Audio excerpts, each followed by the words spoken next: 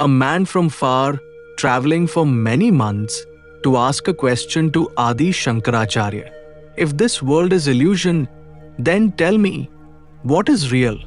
He had walked barefoot across mountains, through dense jungles, crossed wild rivers, slept under stars that seemed to whisper secrets. His food was scarce, his body tired, but his question burned brighter each day. He had heard rumors, their lives a sage, Adi Shankracharya, barely 30 years old, yet ancient as the Himalayas themselves. His words are sharp as thunder, soft as moonlight. He says the world is illusion. That one sentence had disturbed him like an earthquake. If the world is illusion, then what is real? When he finally reached Shankracharya, the sage was sitting silently on the river bank. The sun was setting, painting the sky with fire and silence, and the river flowed like a hymn. The traveler bowed, but Shankracharya did not speak. He simply looked, not at the man's face, not at his clothes, not at his exhaustion, but at him, straight into the core. That very gaze was enough. Words almost died inside the traveler. But he had come from far, months of walking, only for one question. He finally gathered courage and said, "Revered Master, I have come from far away. I have sacrificed comfort, family, possessions only to ask one question. If this world is illusion, then tell me, what is real?" Shankaracharya smiled.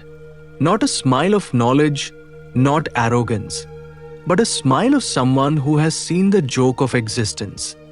He said, "Sit, and before asking me what is real, show me what is illusion." The man was puzzled.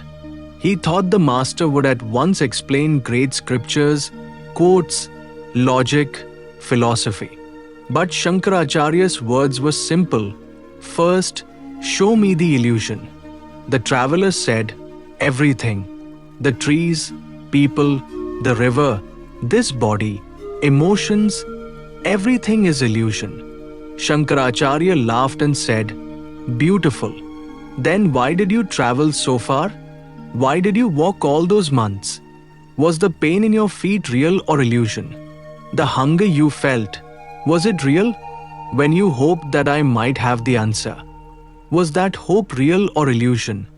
The traveler was silent. The master said, "Do not repeat words you have heard. Do not carry borrowed wisdom. If everything is illusion, then why does illusion hurt? Why does illusion make you cry, love, fight, pray, seek? Why does illusion drive you thousands of miles searching for truth?" Then Shankaracharya lifted a stone from the river and without warning smashed it on the traveler's foot. The man screamed in pain. Shankaracharya said, "If pain is illusion, why did you scream?" The traveler, still holding his foot, said, Because it hurts." Shankaracharya said, "Very good. Pain is not illusion. Suffering is not illusion. The world is not illusion. Your interpretation of it is the illusion." He continued, "The world is not illusion. The world as you perceive it is illusion. You don't see what is. You see only what your mind projects. You don't see reality. You see your desires, your fears, your beliefs, your memories. You don't see life. You see your version of it." "Then what is illusion?" the traveler asked softly. Shankaracharya replied, "The illusion is not outside, it is inside. The snake is not in the rope, the fear is not in the night, the suffering is not in the world, it is in your mind. Mind is the illusion, consciousness is the real." Silence fell. The river kept flowing, the wind moved the trees, and something started moving inside the traveler. Shankaracharya spoke again, gently now. "Look at this river. Is it illusion? No. It flows. It quenches thirst. It reflects the moon. The river is real, but the river in your mind is illusion. Your idea, your judgment, your belief, your name for it. The real river exists without your opinion. The one in your mind disappears the moment I say. It is called Yamuna or Saraswati or Ganges. The world exists, but the world you interpret, that is illusion. The tree exists, but beautiful or ugly is illusion. The sun exists, but good omen or bad omen is illusion. Your body exists, but I am young, old, attractive, ugly, important, unimportant, illusion. Everything that is interpreted is illusion. Everything that simply is truth. The traveler whispered, "Then what is real?"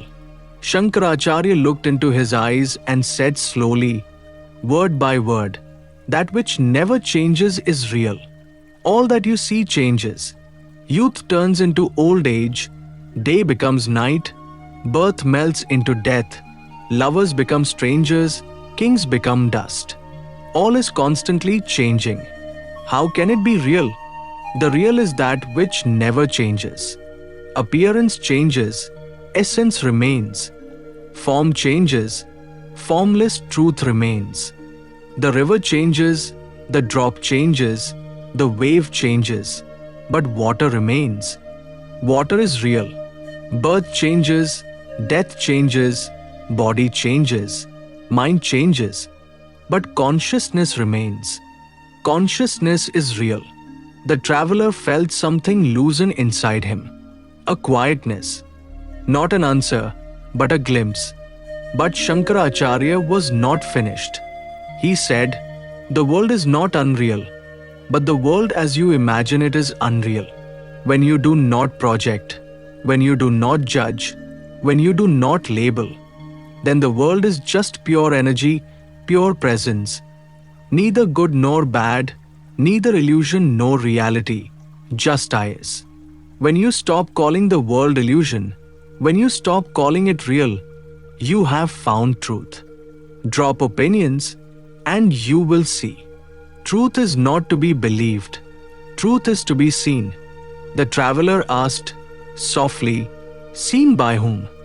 Shankaracharya's voice became a whisper, "By the one in you which never changes. Not your mind, not your thoughts, not your feelings, but your pure awareness. That awareness, without shape, without name, without birth or death, that is the real. Everything else comes and goes." Silence again. This time, the silence was different. It was not absence of sound. It was presence of truth. The traveler closed his eyes. Something had changed. He was not thinking. He was seeing. The river was there. The master was there. The body was there. But something within was untouched, vast, silent, simply watching. Shankaracharya spoke one last time. The illusion is not that the world exists. The illusion is that you think you exist as separate from it. When the wave believes it is separate, it suffers. When it knows it is water, it is free. When you know you are not the body, not the mind, not the name, you are that. Infinite, unborn, deathless. The traveler opened his eyes. There was no question left. Not because it was answered, but because there was no one to ask it. He bowed down, not to the master, but to existence itself. The river flowed. The sky watched. The illusion of separation had disappeared. And what remained was real.